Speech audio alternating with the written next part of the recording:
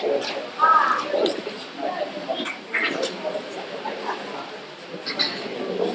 afternoon, ladies and gentlemen.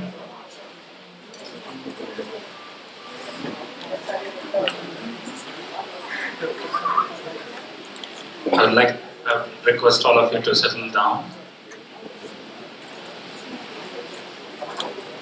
Vakratunda Mahakaya Surya Koti Samaprabha Nirvignam Kurume Deva Sarvakareshu Sarvada. I meditate on Lord Ganesha, who has a curved trunk, large body, and who has the brilliance of million suns. O Lord, please make all our work free of obstacles, as always. Let's begin today's event with the bhajans by Kripa and her team.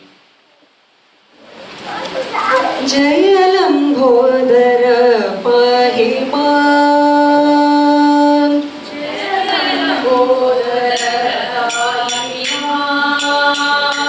Jayalambhodara Pahiman Jayalambhodara Pahiman Jagadamba Sudara Kshama Jagadamba Sudara Kshama Jagadamba Sudara Kshama Jagadamba Sudara Kshama Jayalambhodara Pahiman Jayalambhodara Pahiman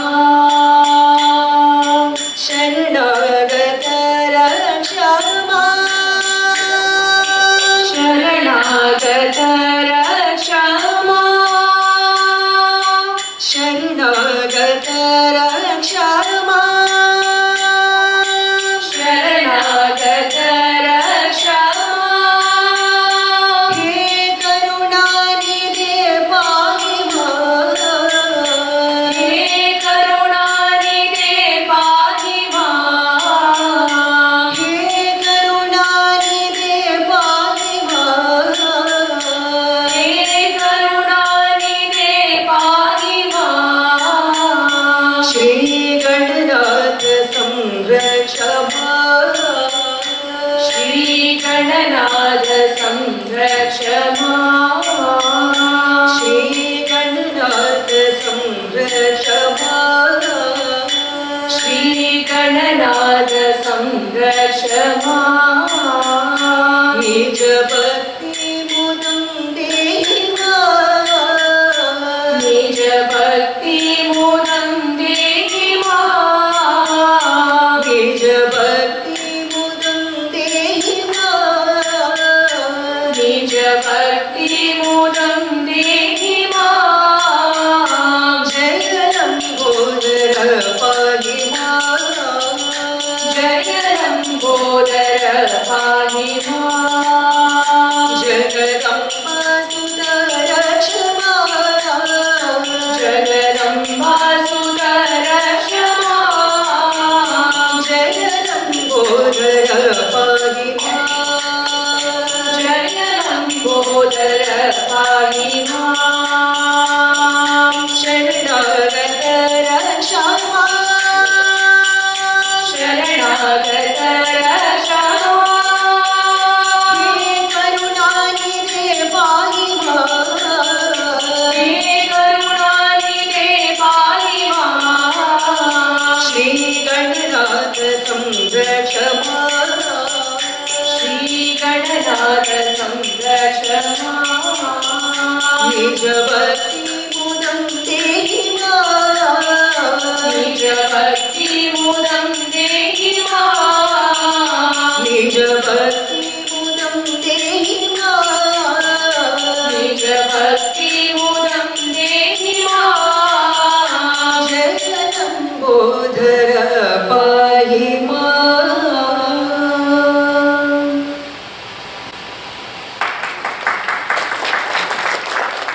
Sharada Mata Namo Sharada Namo Namo Sharada Mata.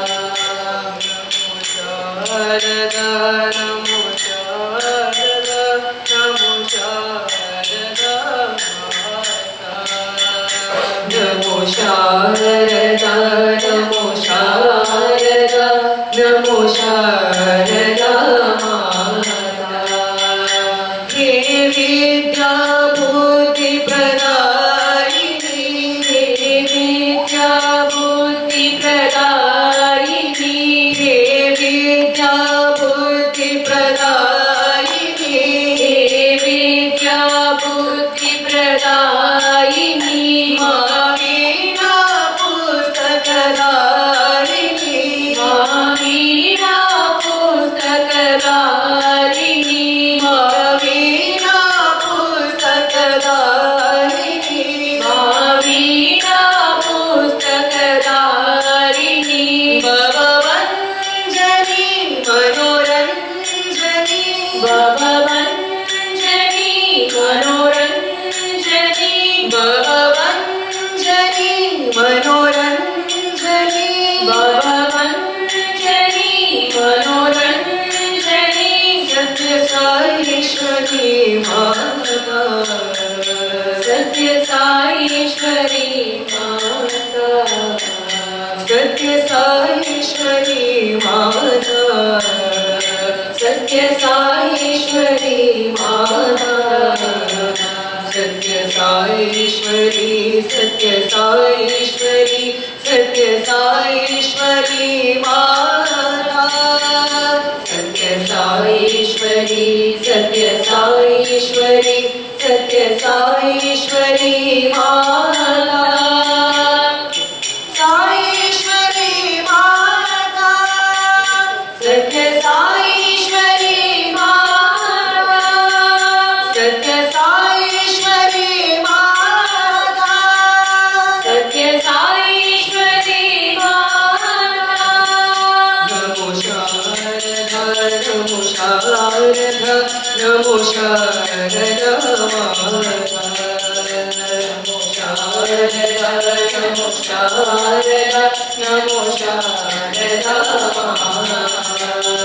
He Vidya Buddhi Pradayini, He Vidya Buddhi Pradayini, Mavina Pustakadarini, Mavina Pustakadarini, Bhavavanjani Manoranjani, Bhavavanjani Manoranjani, Satya Sai Ishwari Mata, Satya Sai Ishwari Mata, Satya Sai Ishwari, Satya Sai Ishwari, Satya Sai Ishwari Mata, Satya Sai Ishwari, Satya Sai Ishwari, Satya Sai Ishwari Mata, Satya Sai Ishwari Mata, Satya Sai Ishwari Mata, Satya Sai Ishwari Mata, Satya Sai Ishwari Mata. Namo Sharada, Namo Sharada,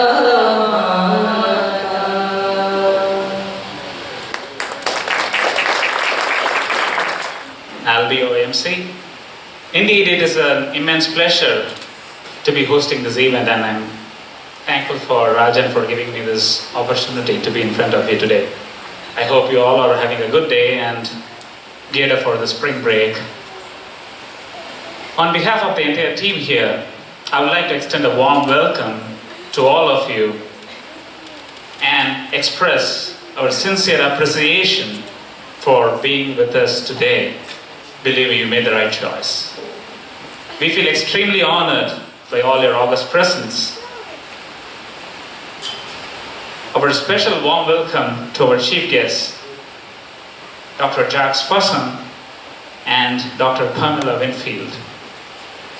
We are also privileged today to have Morrisville Town Council members, Mr. Steve Roth and Satish Garimalla, with us today. And also we have representatives from various organizations, friends, musicians, volunteers, kids. A warm welcome to all of you. Well, as you all know, today we have gathered for the music launch of Ashtavakra Gita. This effort, as Rajan puts forth, is a humble attempt. Well, it's not, but he claims that it is a humble attempt at creating the first ever, I repeat, it's the first ever musical form for Ashtavakra Gita. So to be more precisely, the first chapter of Ashtavakra Gita, which is perhaps the most prominent philosophy written in poetic Sanskritam, and we date it between 400 BC and 700 AD closely, and which doesn't have any known musical forms for the first chapter, as I mentioned. And the first chapter is, they call it as self-realization. So therefore I really take pride in mentioning that this is truly a historical event today. The Ashtavakra Gita itself, as one of the interpreters delineates, it's a spiritual document for those who are new to or who do not know what Ashtavakra Gita is all about. It's a spiritual document of great purity and power. Pure because it is relentlessly one-pointed, as he mentions beautifully. Every word is aimed at triggering self-realization, no suggestions for self-improvement, no rules for moral behavior, and no practical wisdom for daily life. And he also mentions that it is powerful because the mere reading or of repeated reading, it can be enough to send a right mind towards the truth. So with that note, with that brief note on this event, let me call upon Raj and Somasundaram to introduce our chief guests, Dr. Jacques Fusson and Dr. Pamela Winfield.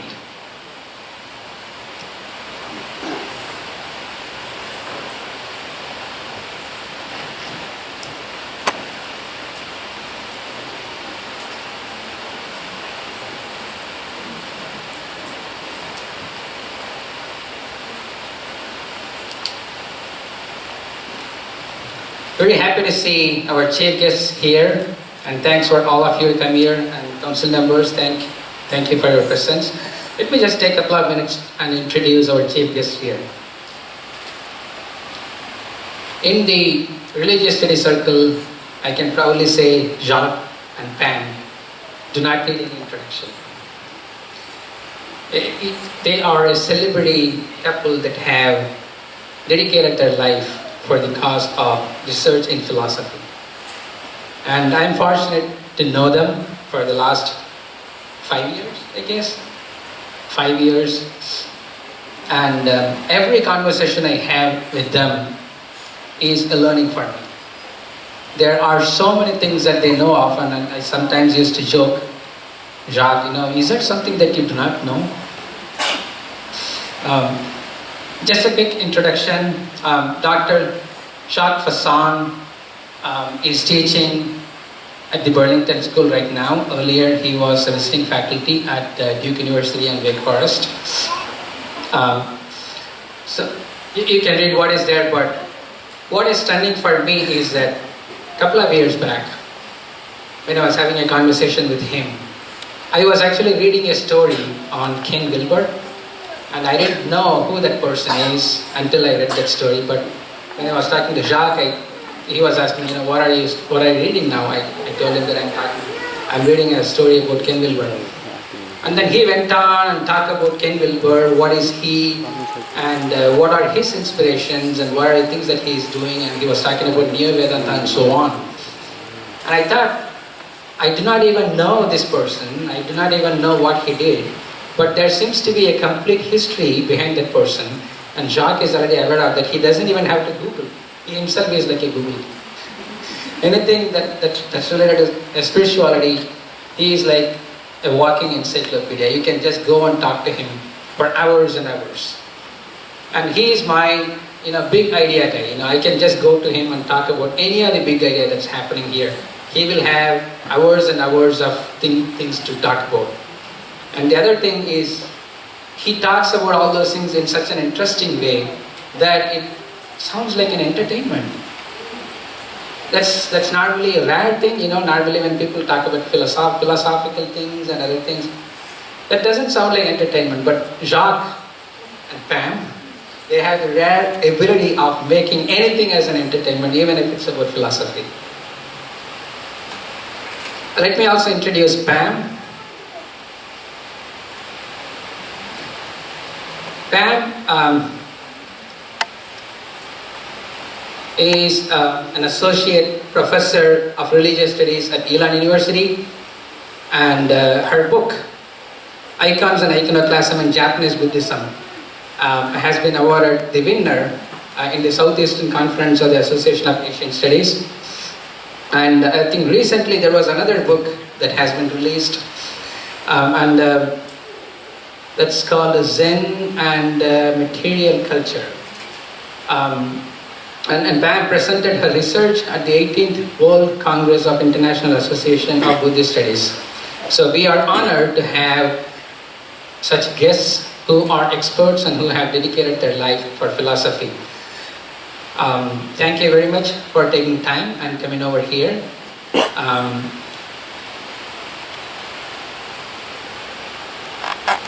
Indian American, and we are glad to have Steve Rao here.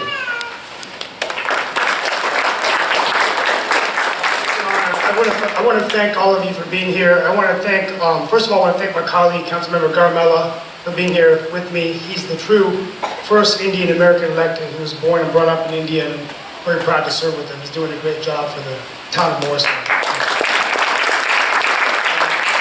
So we welcome our distinguished guests, and Rajan and Ramesh and the team here. It's just an honor for us to have this wonderful event in Morrisville to celebrate Ashtavakra Gita.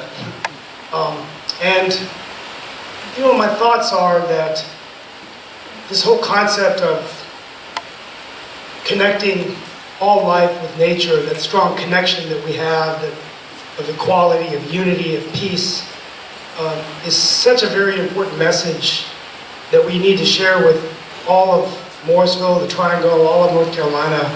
It's a very divisive time. Councilmember Garamella and I attended a few of the gun walkouts recently that was organized by our students. And during one of those walkouts, I actually talked about the Star Wars movies, and everyone looked at me like, why is he talking about that? But this whole concept of this divine force within us that connects us, that binds us, that makes us, even during dark times, bring light to the world. And I think that's a very, very important message that we celebrate and honor with music today. So I really want to thank you for putting this together.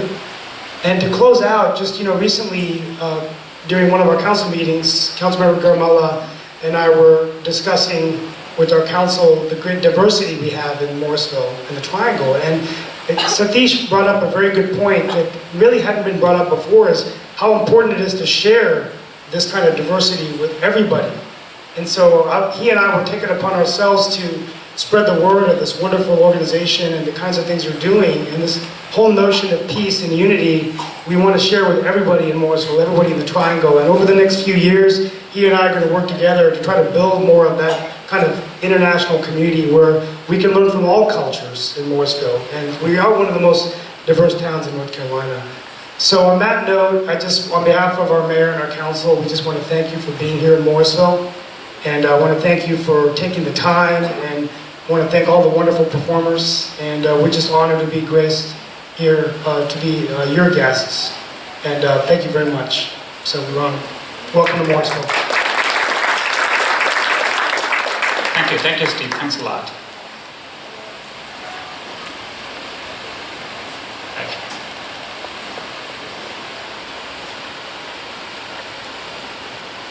Well, thank you, Rajan, for introducing our esteemed chief guests.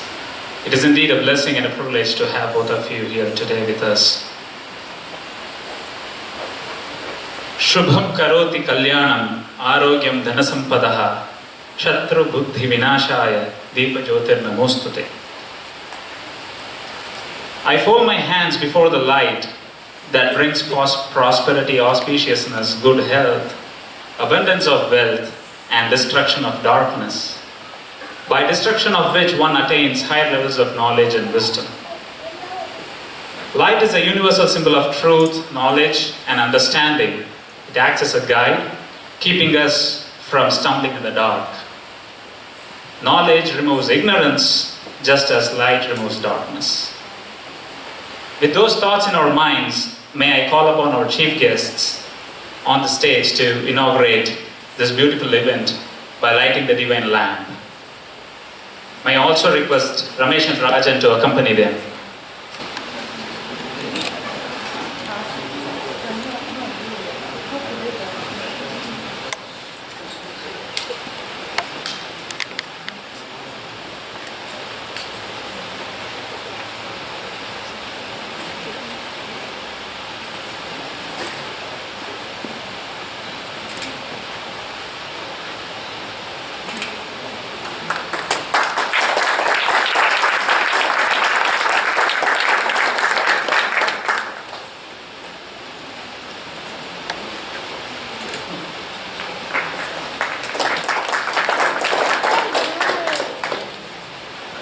Thank you. It is the best of all trades to make songs, right? We all love music. And the second best thing is to sing them. So now may I call upon our lead singer, Ramesh Chellamani, to share his experiences on this great endeavor.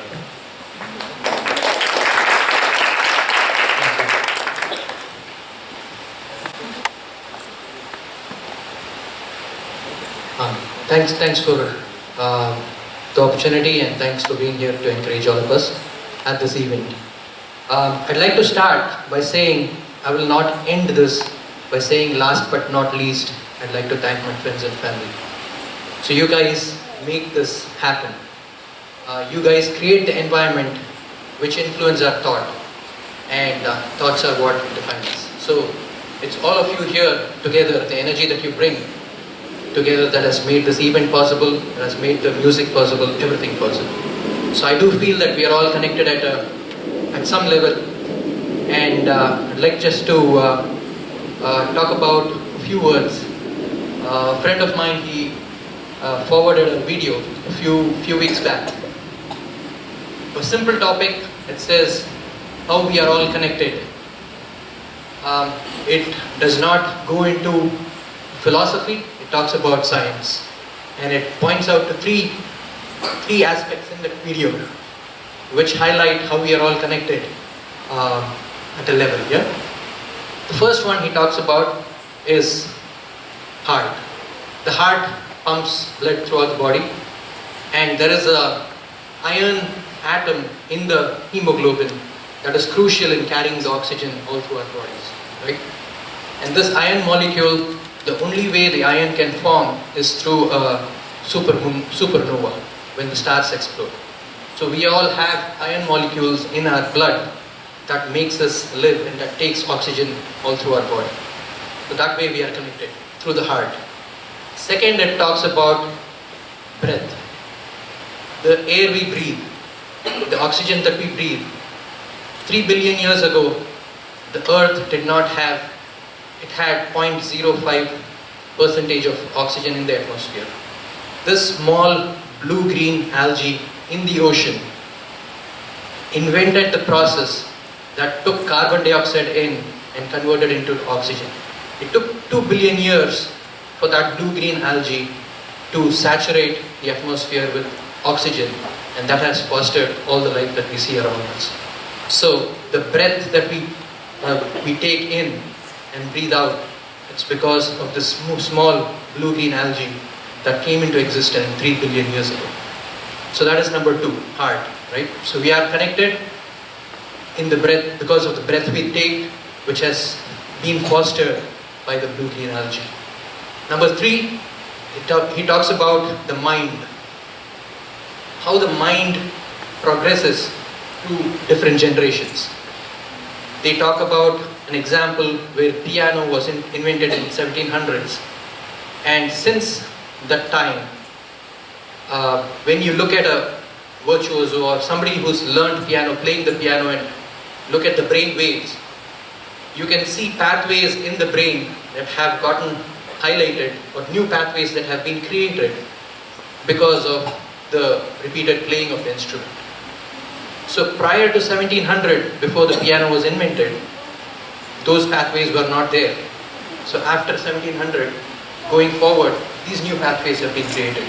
So every lifetime, every generation that lives, leaves behind something that the rest of the generation carries through, and it is contributing towards the evolution of humankind. So we are connected in a scientific term, in scientific terms, not just philosophy. So it just adds to the fact that all that the scriptures, the olden scriptures talk about with regards to all of us being connected is true even from a scientific point of view.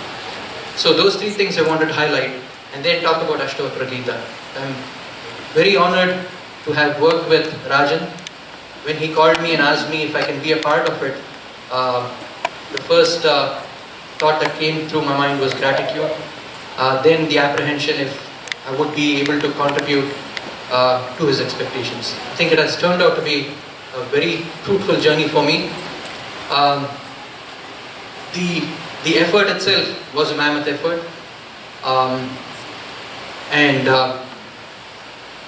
One slokam from the Bhagavad Gita comes to mind. Karmanyeva vikaraste ma phaleshu kadachana na karma phalaheturbhur matur kadachana. So what it says is, do your duty with passion. You are not entitled to anything just because you're doing the duty. Never consider yourself to be the cause of the results that come out of your action. So that saying has a deep meaning, right? You work on something with passion. If you get success through it, don't let it get to your mind. If you get failure through it, don't let it bog you down. So keep marching, work with passion in whatever you do. Some advice for the kids: select an area to work on which you are passionate about. So that will move you forward with a lot of grace and blessing. I thank Rajan again, and thanks to all of you for coming here and encouraging us. And I'd like to hand over the mic to the chief guests here to educate us on the philosophy of the Advaita and the Ashtavakra Gita. Thank you. Thank you, Ramesh, for sharing your experiences. Purnamada Purnamidam Purnat Purnamudachyate Purnasya Purnamadaya Purnam Meva Vashishyate Ishavasya Midam Sarvam. Ladies and gentlemen, Vedas and Upanishads provide many such several Mahavakyas, or the great sentences, which relate to the Advaitic theme that broadly translates into the inner self and the universe is connected and one and the same. Without much further ado, I am handing over the mic to Dr. Jack. I just want to say I can't, it's really hard to follow that introduction by Rajan. I will try to make this as entertaining as possible, but as he said, philosophy, usually you don't go to a philosophy lecture, you tend to think of falling asleep. So I wanted to make this as entertaining as possible, but I also want to do a little justice to the material. So I'm going to start, I'm just going to say a few things about myself. I'm going to talk kind of a general thing about philosophy and what that means, and then a little bit about the text itself that Rajan has put to music. I was trained as an academic. I teach, I've taught for a long time. I like to just kind of go off the cuff when I teach, but for this occasion I'm kind of going the academic route and I've actually prepared a paper, so bear with me. I may go off script, but I have something here which I will mostly read. So bear with me if you will. Okay. First I'd like to say that Pam and I are very honored that Rajan has invited us to this joyous occasion.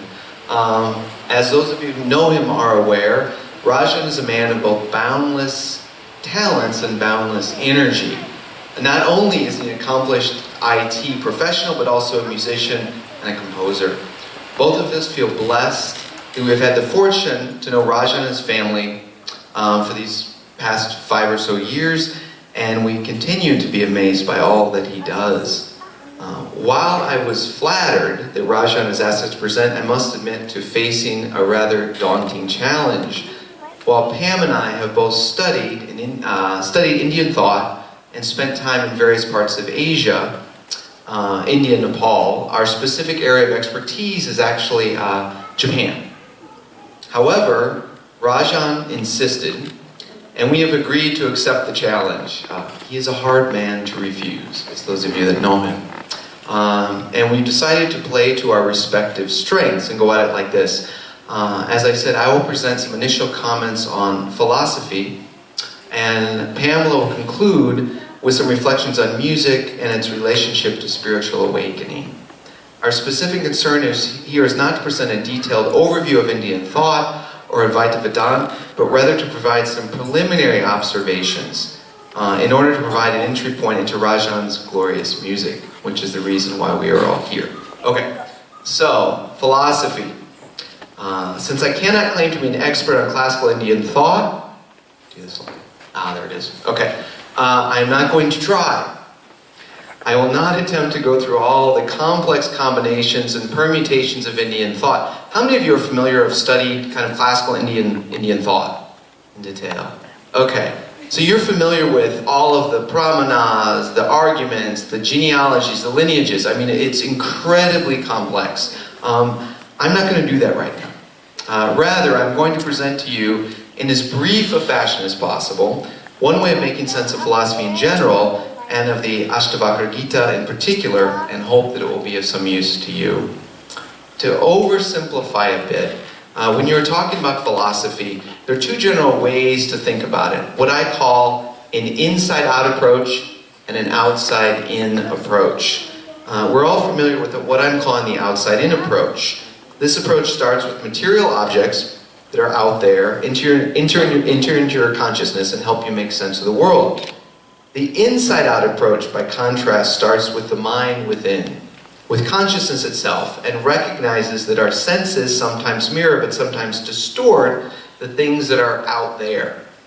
So the focus is really on the mind, and this is the focus of the Ashtavakra Gita as well.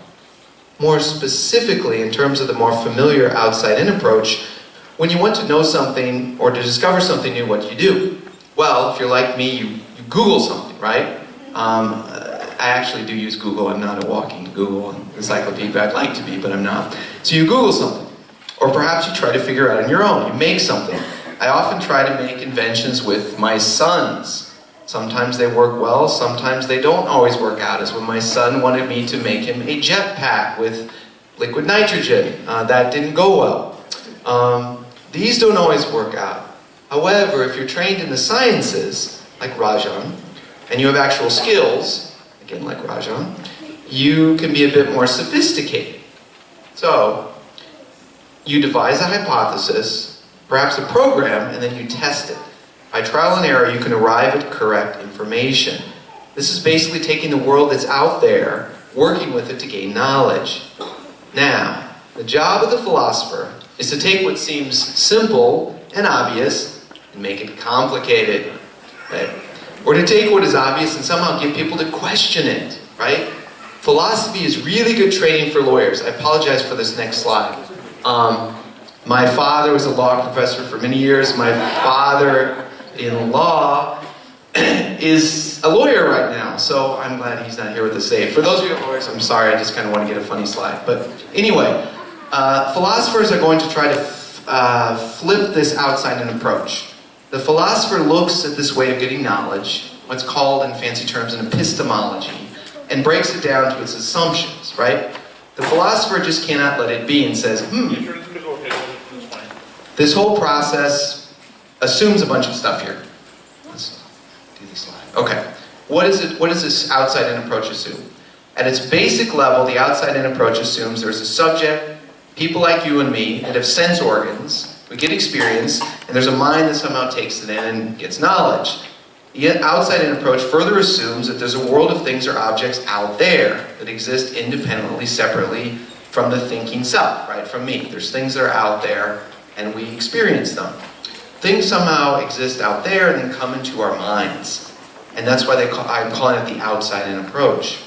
The philosopher, however, always the troublemaker, notices some problems with this outside-in approach. First of all, how can we know something about these objects that exist completely separately from us? Right? Further, how do we really know what exists outside of us at all? All we really have are a bunch of sense organs that convey electrochemical signals to our brains, which then, in some fashion which we don't fully understand, rearranges them into coherent thoughts and images. Right? And we assume that these accurately reflect what's out there. Now, if any of you have studied physics or neuroscience, you know that that's not true. We're often deceived, right? The senses are deceiving. What we really have are electrical impulses, right? So philosophers say, well, this outside in has a lot of big assumptions, right? And in fact, the philosopher would say, it doesn't make a whole lot more sense to start with what is most clearly known to us. What is most immediate, what is most clearly us. Why not bypass these middlemen, our sense organs, the body, right? Instead of the objects that seem to be out there, why not start with the subject in here? And thus a whole new approach to knowledge, the inside-out approach, is born. Okay. Now, I said I was going to be brief and was going to get to the point of Rajan's music, but instead I've gone off on this whole tangent here about philosophical points of view and gotten you, or at least I hope I have gotten you, to begin to doubt what seems to be quite obvious, the fact of a world of permanent objects that exist outside of us. These philosophers really are tricky, right? You guys with me? Okay, you got some doubts? Maybe? Okay, maybe not. But anyway, the point of this is that now we're at the entry point of the Ashtavakra Gita, right? In fact, much of classical Indian philosophy, much of Western philosophy starts here. Okay, why? Philosophers in all times and places have really been attracted to this inside-out approach. Not just because they want to be counterintuitive troublemakers, but because of the simply amazing nature of consciousness. Here is something that is the basis for all of our art, our thoughts, plans, emotions, and most of our most intimate desires. Furthermore, despite constant attempts to reduce consciousness, oops, not quite yet, can you back up? Thanks. To simply white and gray lumps inside of our skulls, it stubbornly refuses to slip, it suddenly seems to slip through the cracks. How do you take something like thought, that is formless and invisible, and equate it with mere matter, the brain? If nothing else, consciousness seems to be what makes us most human, and at the same time, in its formlessness and ability to understand and create, seems to partake of something of the divine as well. So, the philosophical system present in the Ashtavakra Gita is a supreme example, I would say, of what I'm calling an inside-out philosophy. To be more specific, its philosophy, as many of you probably know, is that of the Advaita Vedanta. Many of you know this, but if you don't, it's a school of Indian philosophy that attempted to systemize the Upanishads, right? Which were part of the Vedas. Shankara and his disciples, who wrote in the 8th century, are its most well-known proponents. Advaita Vedanta, all the many systems of Indian thought, since the 19th century in particular, has become mostly closely associated with Indian and Hindu spirituality. That wasn't always the case. It's really kind of in the last 150 years or so. Famous Indian thinkers and leaders such as Swami Vivekananda, Mohandas Gandhi, and Sarvepalli Radhakrishnan all embrace some form of Advaita thought, for those of you that are interested in history. As all inside-out philosophies do, Advaita Vedanta starts with consciousness, what is closest and most immediate to us, and attempts to derive a system of knowledge from that. In fact, it derives not simply a system of philosophy from the basic facts of consciousness, but a method of salvation, what's called a soteriology. The key to the whole system of Advaita Vedanta is that when you examine consciousness, when you start from the inside and go out, you notice something quite amazing. That in fact, along with all of our myriad thoughts, feelings, all the things going through our brains, there is something that we cannot quite grasp, but that seems to remain the same. In fact, there's something in our minds that seems to remain immutable and unchanging. That is, there seems to be something that partakes most of the divine. This is simply the fact of awareness itself. When you examine consciousness, it seems to in some ways replicate this whole inside-outside subject-object dichotomy that I've been talking about and philosophers are constantly going on about.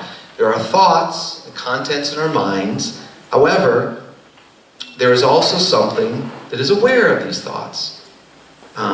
This witnessing subject, or what you can call a witnessing subject, is a bit elusive. It's not like other objects of consciousness. Okay, I'm ready for it. Thank you. All right. Is this Hatter's? Anyway, it's a lighthouse. Okay. It's not something that you can be aware of, but is in fact awareness itself. What the Ashtavakra terms pure awareness. And the text, I don't think it's in the first chapter, but later on it compares it to a light, which illuminates objects, and thus makes us aware of them in the first place. Much of Indian philosophy, much of Buddhist philosophy, and to a lesser extent Western philosophy, talks about this idea of awareness a lot. It says without this, there would be no consciousness, no experience, no knowledge. We wouldn't exist as human beings, right? In fact, with the Advaita Vedanta, it argues that this is who you truly are. This is your true self. It makes a further claim, however, and perhaps this further step came out of meditative experience. My own spiritual development is quite low, so I can't attest to this.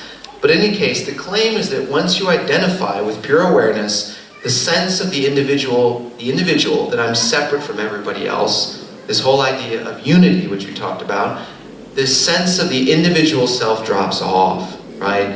And you become the individual. Awareness itself is not confined to the individual consciousness, but is rather cosmic or universal. Reality is non-dual, right? Advaita.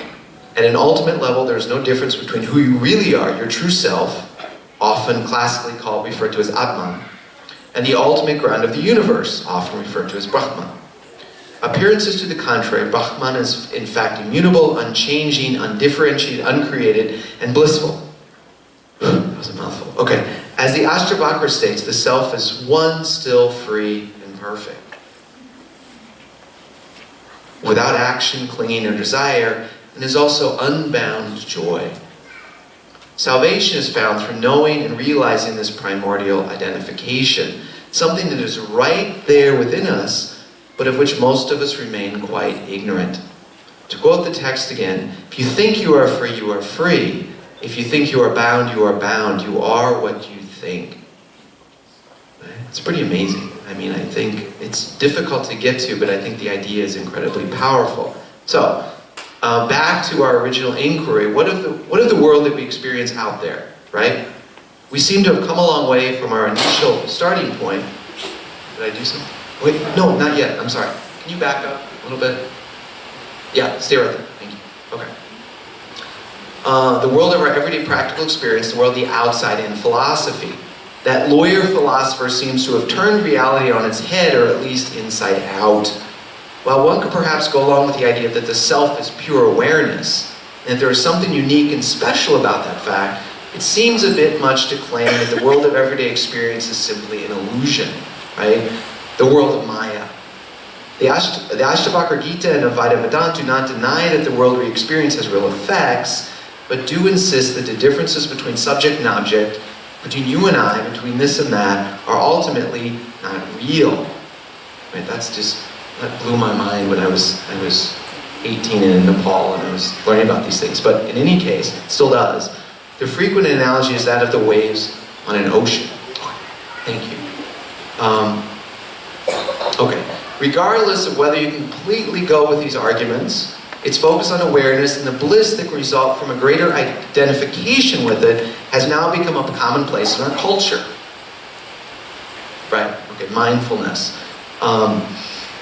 The frequent emphasis on mindfulness and its benefits is just a case in point, right? And this comes from really the whole, you guys have heard of mindfulness, right? Hands, have you guys heard of this movement? It's in psychology, it's in sports, it's everywhere now. And really that comes out of the Indian philosophical heritage, which is really amazing. This emphasis on mindfulness is a case in point. Personally, I would prefer to listen to Rajan's music. and contemplate the amazing lyrics than to just practice silent meditation or cultivate mindfulness. That's a little too difficult for me. I tried, but I'm not very good at it. That's hard to do, but Rajan's music is glorious. So I will now hand the mic. Thank you very much for bearing with me.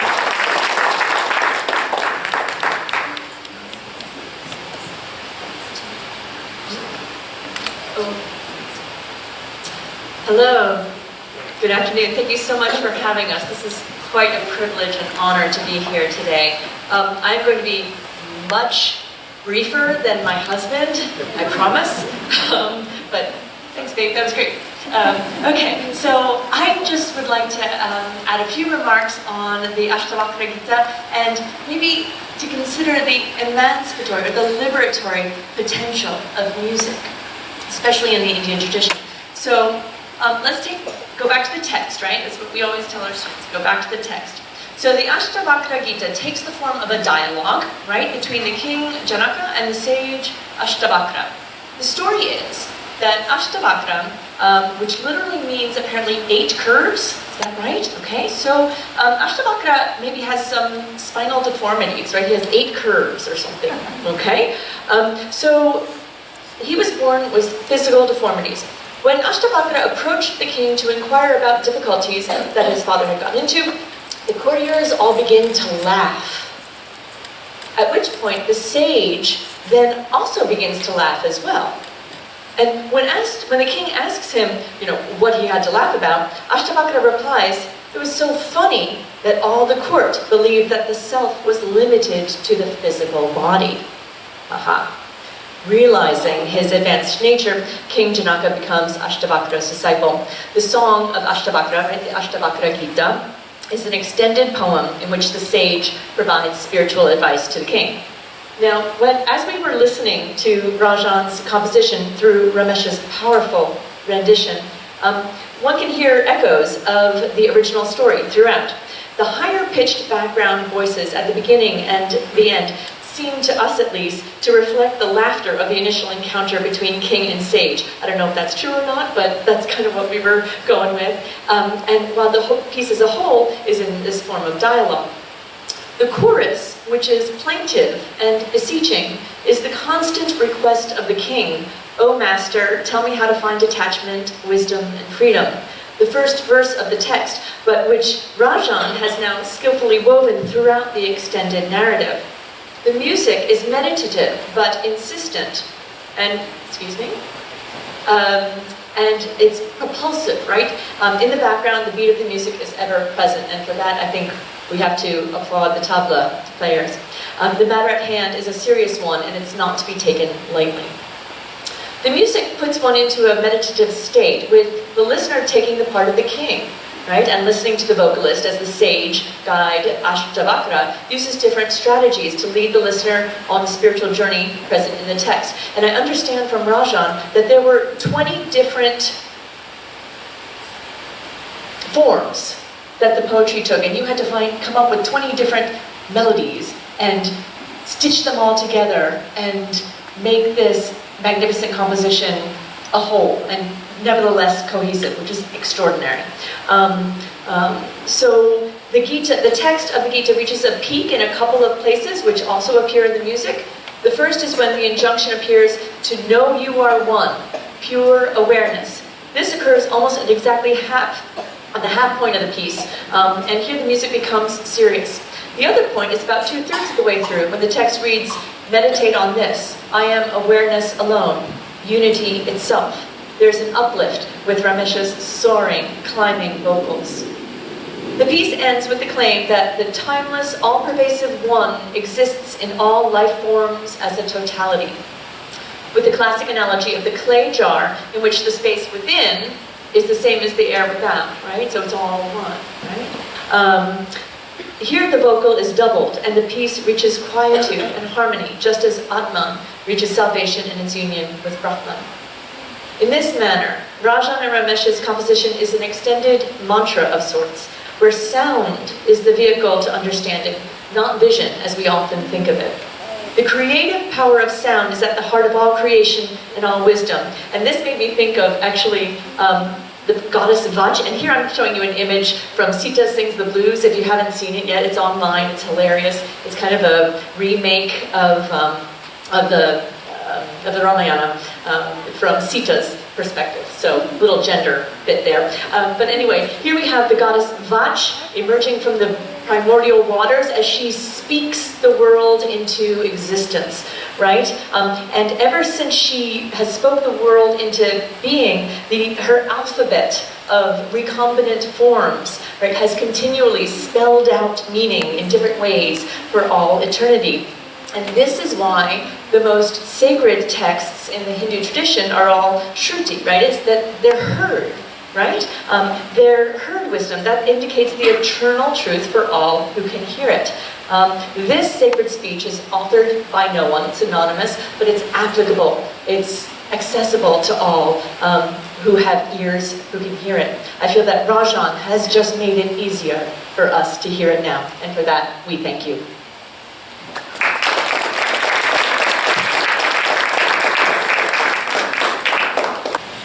Thanks a lot, Pam and Jack, for those enlightening speeches. Now is the moment, or the most awaited moment of the evening. We will launch the music by releasing the CD, and may I request our chief guests and all the musicians to arrive here so that we could release the replica of the CD.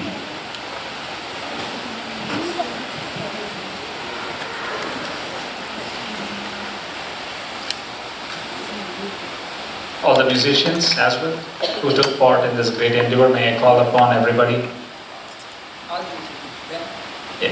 everyone who was a part of, with all your great applause. This has been a tremendous effort and truly an enriching experience.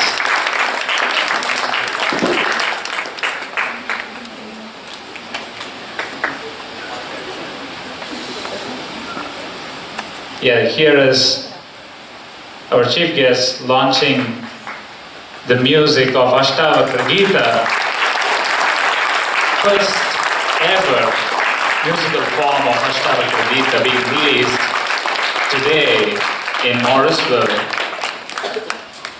It's been such an honor and a great privilege and a blessing. Thanks a lot. Thanks a lot, musicians. Thank you, chief guest.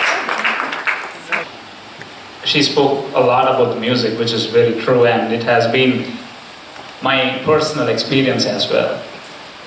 Thanks a lot, Pam. Although I knew about this great text earlier, until I started listening to this musical composition and, embellished by all this orchestration and voice of Ramesh, it has been a truly enriching experience. And that is the beauty of music, and of course genius of Rajan's musical abilities and mellifluous voice of Ramesh. And one particular verse of this first chapter was truly a blissful experience when I was listening. It goes like this: Ekam sarvagatam vyoma bahirantara yatha ghate nityam nirantaram brahma sarva bhuta gane tata. It translates loosely as, just as one and the same all-pervading space exists within and without the jar, so the eternal, everlasting God exists in all of us. And the music was so beautifully set with all those, the percussions, especially the rhythmic patterns and the percussions, because this particular verse talks about ghata. Ghata is nothing but, it's one of the, as you may all know, the Indian percussion instruments made of clay pot. And I could hear all those being embellished, when that particular verse is being sung. And it is such a personal, beautiful experience, and I was mentioning this to Rajan. And it was so encouraging and inspiring that my little kid, who is 7 years old, and now he's 80, maybe, pointing there.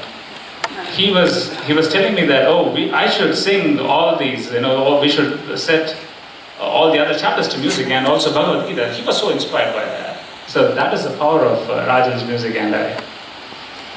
Okay, may I call upon now Rajan, the composer par excellence, to share his experiences of this Ashtavakra musical and also deliver his thank you note. Over to Rajan.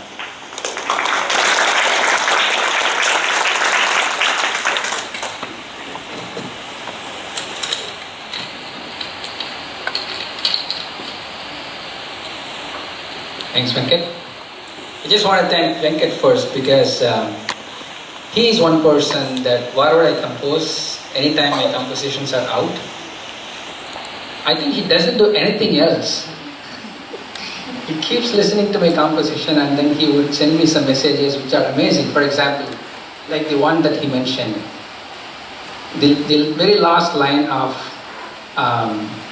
the first chapter. It says about the jar example, the space inside the jar is same as outside the jar, just that there is a jar present, which is like our body. And I have intentionally used the ghatam instrument there, and I thought nobody would ever be able to notice, and he noticed it. He called me and said, "Is this the reason that you have prominently used the ghatam in that place?" I said, "Yes." And this is just one example. There are at least another 20 similar observations from him. And I'm so glad to have somebody like that who listens to music and keeps observing all those things and shares all those thoughts. And the last time I visited his house, his son was singing my composition. Thanks, Venkat. The question I kept getting is, why do you have to do this? Why do you have to compose for Ashtavakra Gita? I had two completely different tracks in parallel times that converge in creating a composition for Ashtavakra Gita. As I mentioned a couple of years back when we were talking to Dr. Passan, we started talking about Niya Vedanta, and then I know about Niya Vedanta, but I didn't know much about it. And then he mentioned about Swami Vivekananda. And then he started talking about Vivekananda like he's a Google, right? Like a spirituality Google. He started talking about Vivekananda and so many other things. And I felt a little guilt in me because the name Vivekananda is something that I have been hearing since I was like, say, 6 years old. And I know a lot of anecdotal incidents in his life, but I never actually read what he has said. I never read any of his books. So then I thought, this is bad, At least being a friend of Jacques, I should know what Vivekananda has said, and I thought I wanted to really read what something written by Vivekananda. When I was searching, I found that when Vivekananda himself went to his guru, Ramakrishna Paramahamsa, the very first thing that Paramahamsa taught Vivekananda was Ashtavakra Gita. That's the first time I heard about Ashtavakra Gita. So I thought, if this is the first thing, I was a student, I wanted to learn things like, not up to the level of Jacques and Pam, and maybe at least something about this. So I found a book, I opened it, and it was hard for me. I didn't know Sanskrit. And for some reason, all the words got mixed up and it was very difficult. At least the first two things. So I stopped it there. In parallel, somewhere around the same timeline, at home I used to do some all-outs in the morning. My daughter used to say, "Why are you screaming all the time?" But I don't care. I used to do some all-out, random tangent, just do something. After about a couple of months, I realized that there is something common with all those all-outs.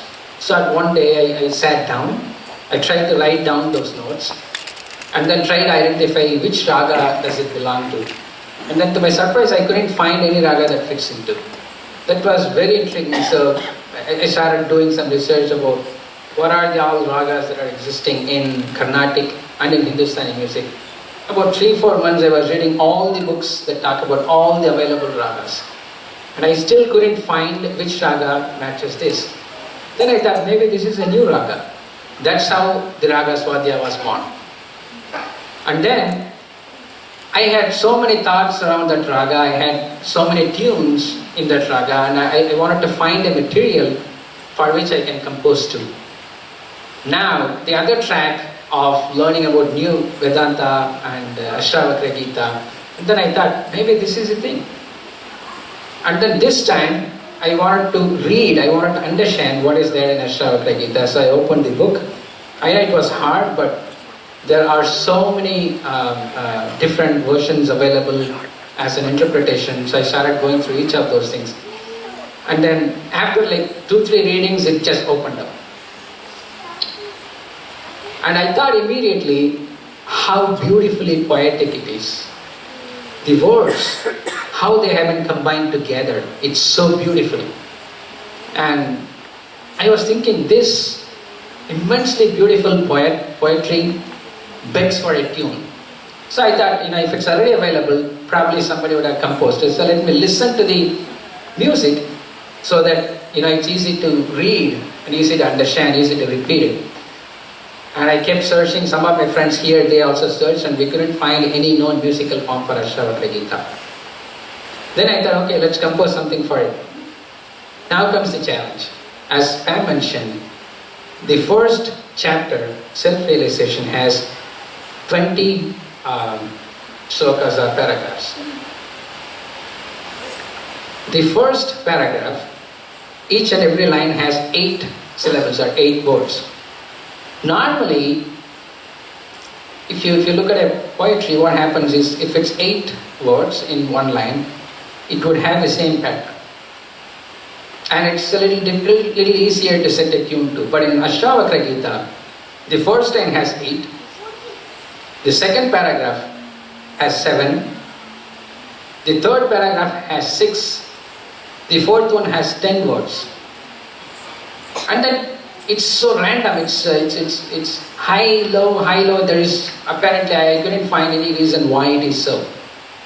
And then I realized it's so challenging. If I have a tune, if I have to create a tune for this, then I have to create totally different tunes for all those 20, because they are all in different meters. And then, we cannot sing all those things, we have to have some interludes in between. Even if we have like 10 interludes, 20 plus 10, 30 totally different tunes I have to make. I almost gave up.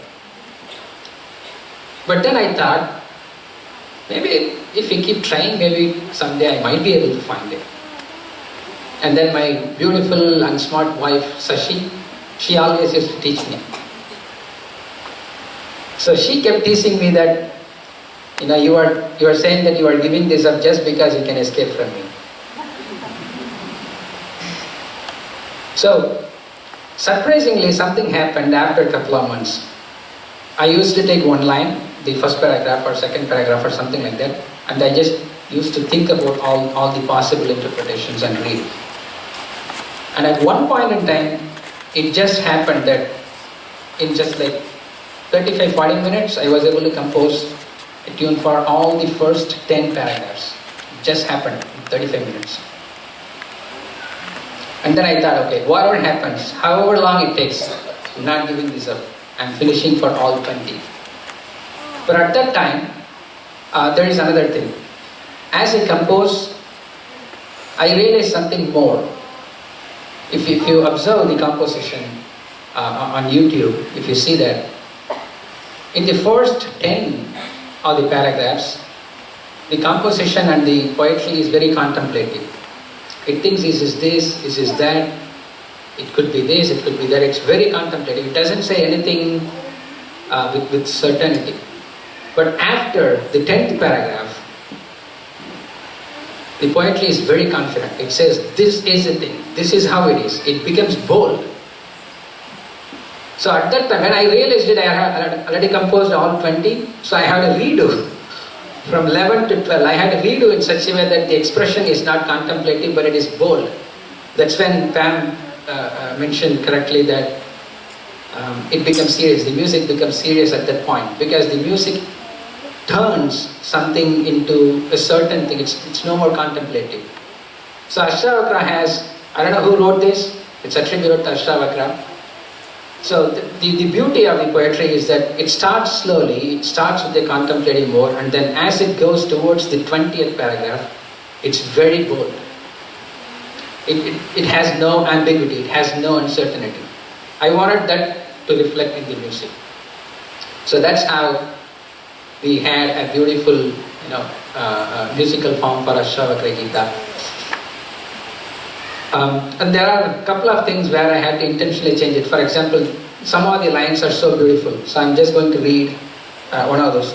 Tvaya vyaptam idam vishvam tvayi protam yatatataha.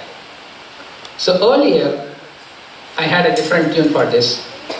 But then, when I read this, to me, it sounded like, somebody jumping in a ladder and going up. Tvaya vyaptam idam vishvam tvayi protam yata tataha. So the words have been arranged so beautifully that one gets the image of something jumping from ladder to ladder and going up. And that's exactly the expression that I have tried to express in this song. So you would be able to listen now, after this, the whole band, live band is going to perform this, you will be able to listen to that. And then the other one I just wanted to highlight is, there is one sloka called the Sakharam. It talks about formlessness. And intentionally we have made that as formless. It would sound like a Chittaswaram if you know Carnatic music. So there is a strong correlation between what is mentioned in the lyrics and what kind of tune has been set to them. So once all of those things are done, the other experience was making a video. Sashi and myself, we sat together, we spoke to a lot of people who make videos, and then we wanted to make a video that closely resembles what is mentioned in this song. And one interesting experience is, we tried some things, For example, there is a sloka that says that, you are not bound by any class. You are not bound by any duties, right? For that particular sloka, the video would show a bird or an animal, releasing its claws and then flying away. So all those things are intentional. But we also made something else intentional, not many people would have observed. And I was waiting, who is going to come back and make a comment. I know that Venkat is not going to come back because Venkat listens to the music and anything related to music he would say, not on the video. The comment came from my 3-year-old son. As this is about, self-consciousness, self-realization, that the physical body is not as, it's about the consciousness, the mind. You will not see anybody, any human beings in the entire 13-minute video. No human beings. You will see birds, you will see from somebody's perspective, but you will not see any human beings. Very carefully edited out all the human beings from the video. When my son, Adi, when he was watching it, he watched for like 5 minutes and then he asked, "Where's people?"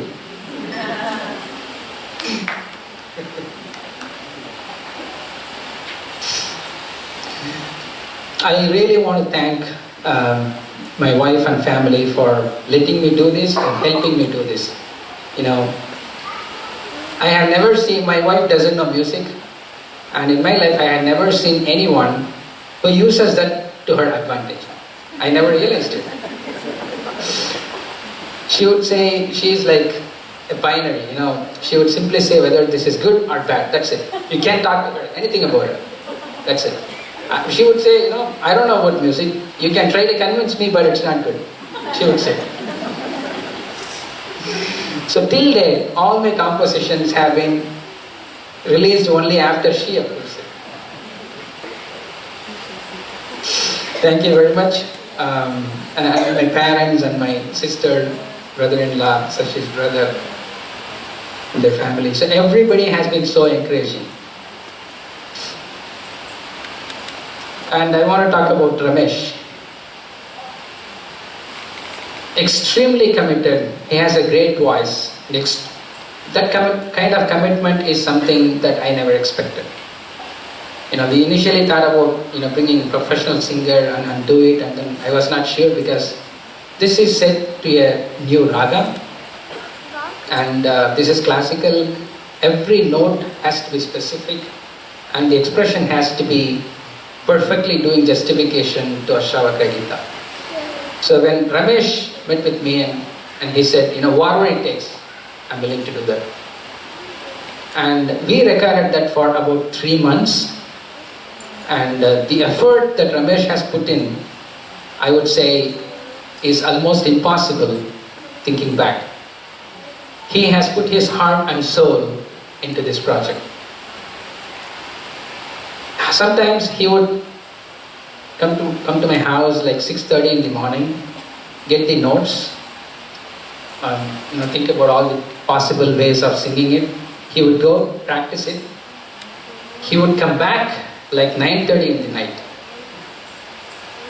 I don't know what's about 9:30, but he always comes by 9:30. 9:30 to 11:30 at 12 o'clock we will record.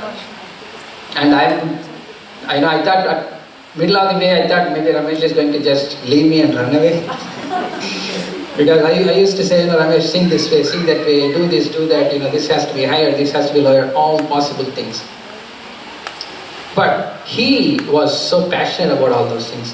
And every time I asked for something, he would give me more than that. Thank you very much, Ramesh.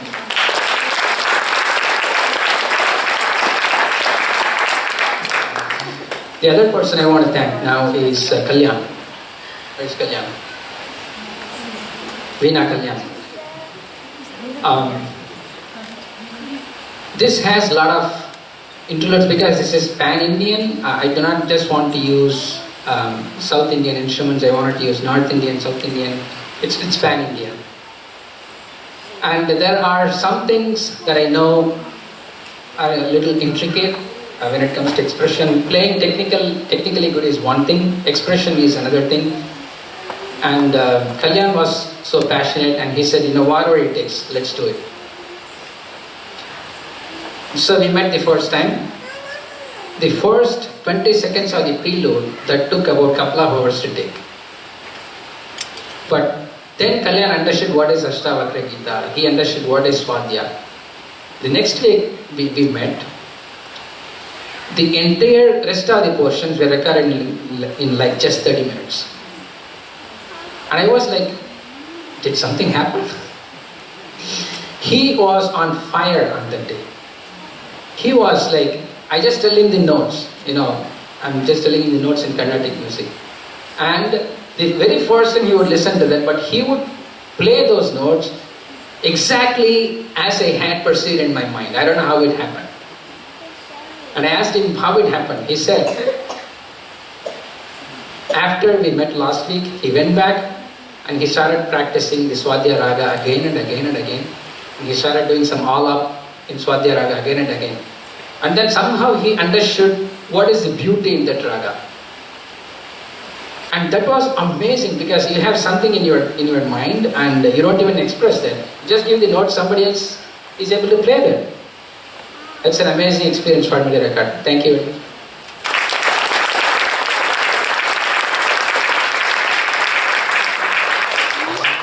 Now I want to talk about Ben, the clarinet player that he is. So Ben comes from the Western classical background, and I cannot simply brand him clarinet player because he plays all types of saxophone, he plays all types of flutes, and he plays clarinet. For this Ashtavakra Gita, I wanted to use clarinet. And if you look at it for, I think, couple of interludes, clarinet and veena, they get into a conversation. Veena is a South Indian instrument. It has a long history. The way how the gamakas, how the embellishments have evolved, it has its total history. And the way how in Western classical, how clarinet is played is totally different. And it's amazing to see how Ben's clarinet and the veena get into a conversation and you will not see any difference. In certain way, it is a kind of symbolic of Ashtavakra Gita. It's all one. Nothing is different. At some point in time, at somewhere, everything is same. It was so refreshing to hear a totally Carnatic background music and a Western classical music merge in a conversation, and nobody will see any difference.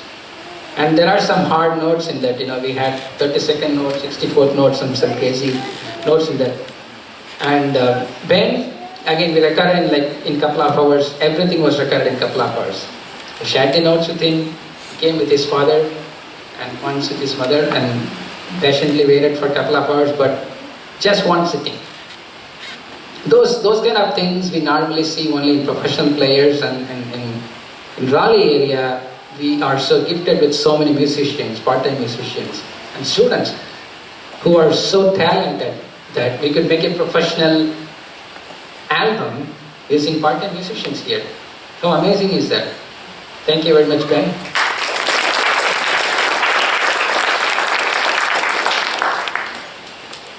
Then the violin students, mischievous students here.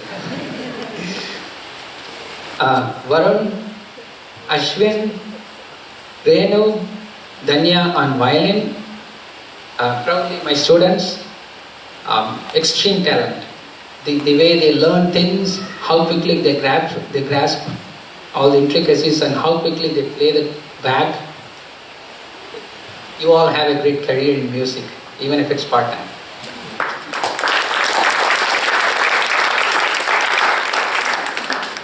And Sri on cello, he's going to play. So he was a little hesitant, but his father was like, no, he's good, I know him. He's pretty good.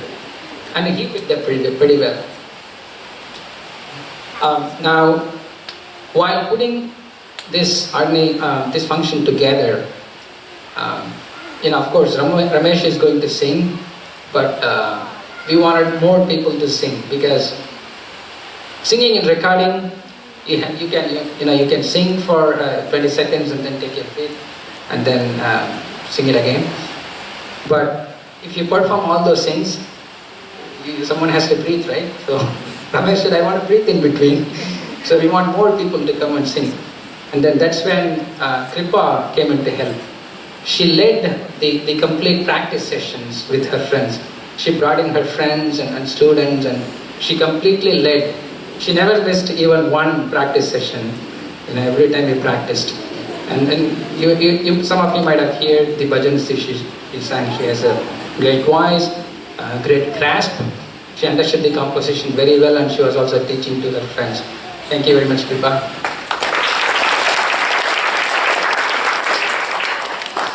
And the other singers we are also going to have today are Sharanya, Deepa Hari, Deepa Kupraman, Savita, and Ayush. Thanks all.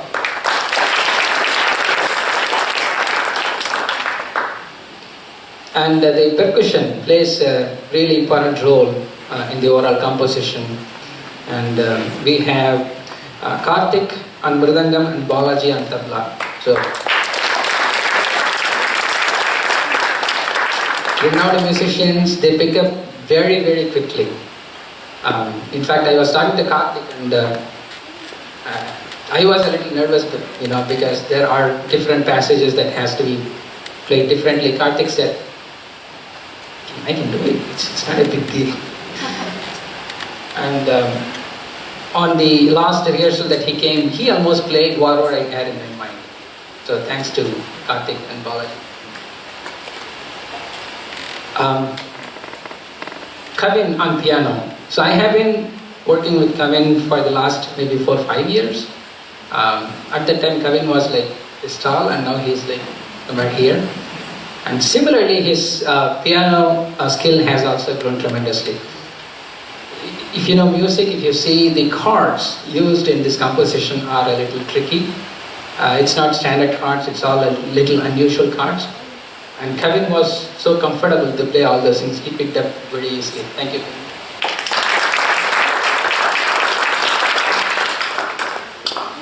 And then we have Aman on bass guitar. Again, if you see, there are some tricky notes in bass guitar. Sometimes it goes really fast, sometimes it's not even possible to play on a bass guitar. Normal bass guitar, it's not possible to play because the notes are so fast and the strings are thick. It takes a lot of some time. there's a slow response from the guitars. But Aman was able to pick those things up. Thanks, Aman.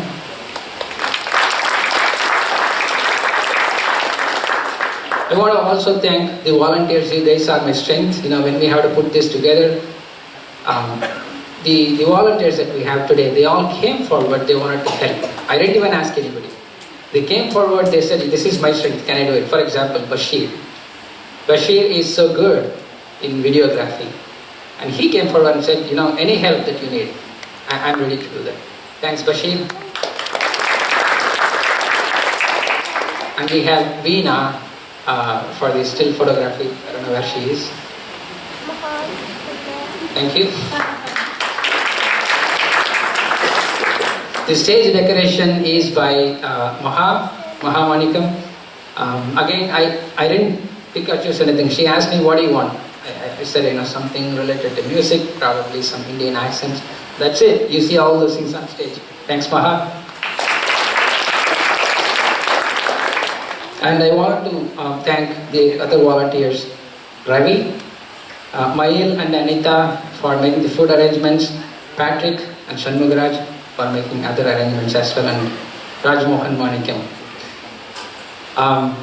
So, that's all I have. Thank you very much. Now let's listen to the band playing the composition live. Thank you.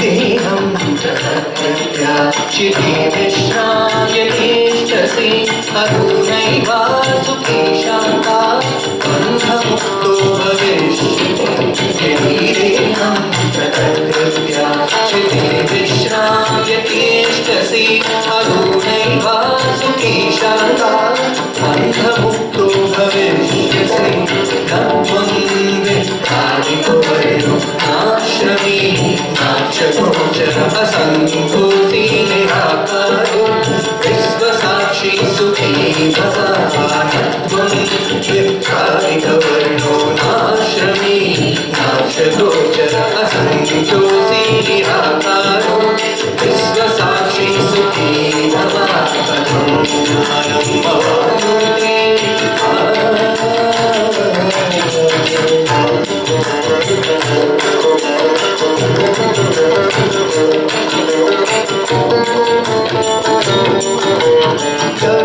धर्मो सुखं दुःखं मानसानि न देवी भो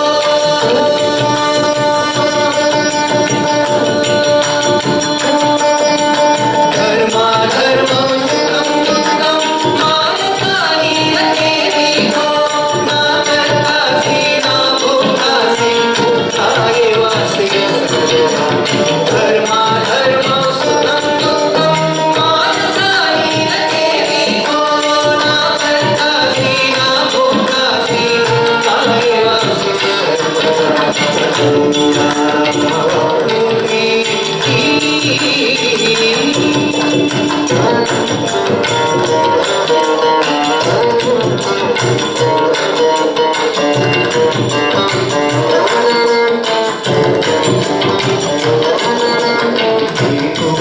दृष्टासि सर्वस्य मुक्तायोऽसि सर्वरायणेवाद्रेवं पश्यसि एको दृष्टासि सर्वस्य मुक्तायोऽसि सर्वरायणेवाद्रेवं पश्यसि अहं सर्वेभ्यहं मानवः कृष्णाहितं शिवः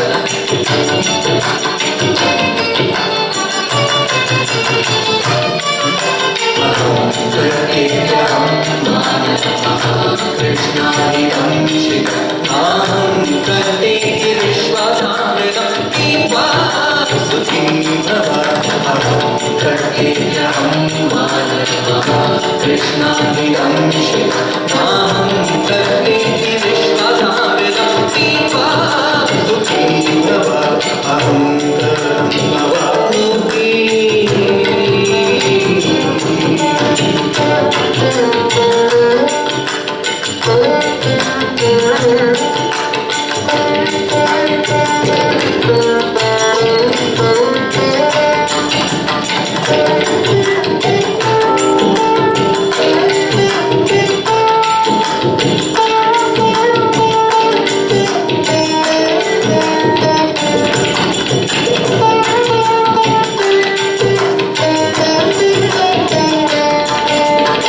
एको विशुद्धबोधो इति निश्चयवर्णीनां प्रज्वाल्या ज्ञानबन्धो शोकसुखी भव एको विशुद्धबोधो इति निश्चयवर्णीनां प्रज्वाल्या ज्ञानबन्धो शोकसुखी भव यत्र विश्वमिदं भाति कल्पितं आनन्दां परमानन्दां सद्बोधसुखं सुखं च यत्र विश्वमिदं भाति कल्पितं आनन्दां परमानन्दां सद्बोधसुखं सुखं च कथं ज्ञानं भवामि